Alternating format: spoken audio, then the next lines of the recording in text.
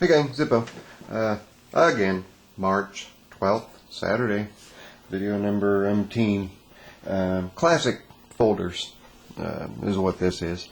I used to have a whole bunch of classic folders, but over time I've gotten rid of them and changed gears and gone to different types. But anyway, I have hung on to one that I bought in 1982. It's an original Schrade knife, the LB1. At the time, it's the smallest lockback available that I had ever seen. And I was working at a catalog department store, and in the toy departments, I had a lot of unboxing I had to do all the time. So I needed, instead of using a box dike or a box cutter, I just bought the little LB1 and used it. And then that was just a quick job. I was only 14, kind of scooted underneath the wire as far as legally being able to work at 14 years old in a retail situation. But anyway, and this is it right here, a little LB1 lockback by Schrade. Neat little knife. Quick little story about it.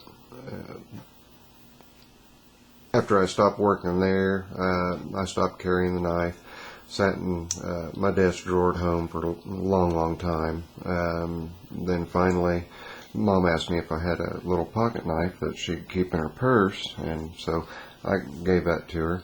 And I went off on my own, went into the Navy, did this, that, and the other. And some 15 or so years later, Mom was going through all of her old purses, emptying them out, getting them ready for a rummage sale. What do my little wondering eyes see? Here's my little pocket knife. So I've held on to it ever since then. So you figure 1982, that's nearly 30 years ago, 29 years ago. But that was actually my first nice knife purchase. Nickel silver bolsters and whatnot. But this is not an Uncle Henry. This one's an Uncle Henry.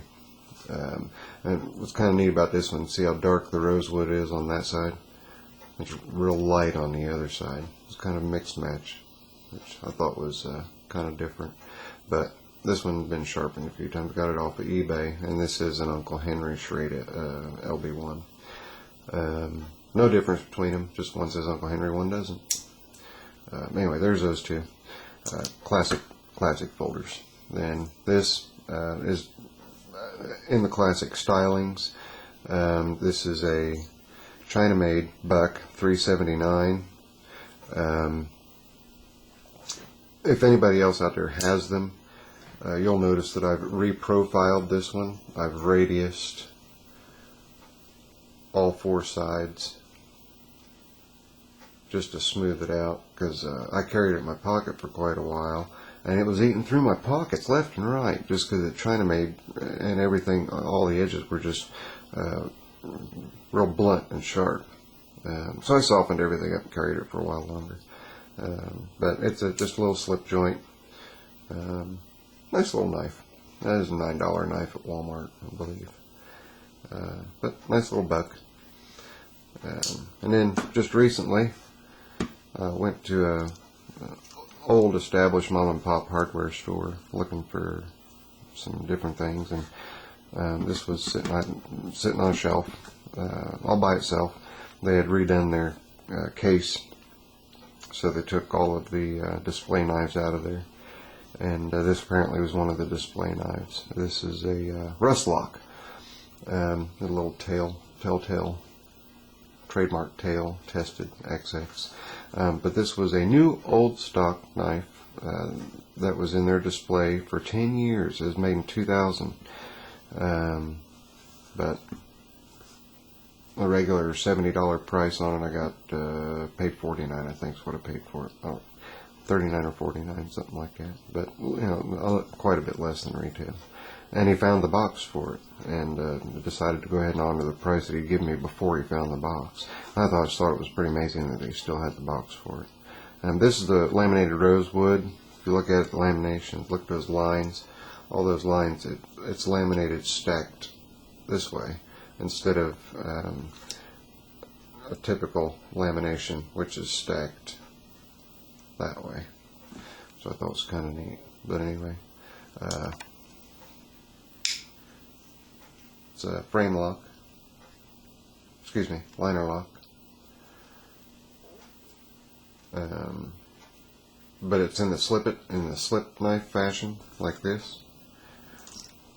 So it's got good spring retention when it's closed, and then you get it to a certain point and it'll flip itself open. So I can bump that there so you can see it happen. There. See? Nice knife. Real nice knife.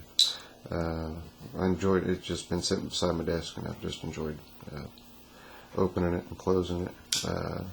If tactical knives never came along, that'd be as close to a one-handed opener tactical type of knife that you would think would be introduced.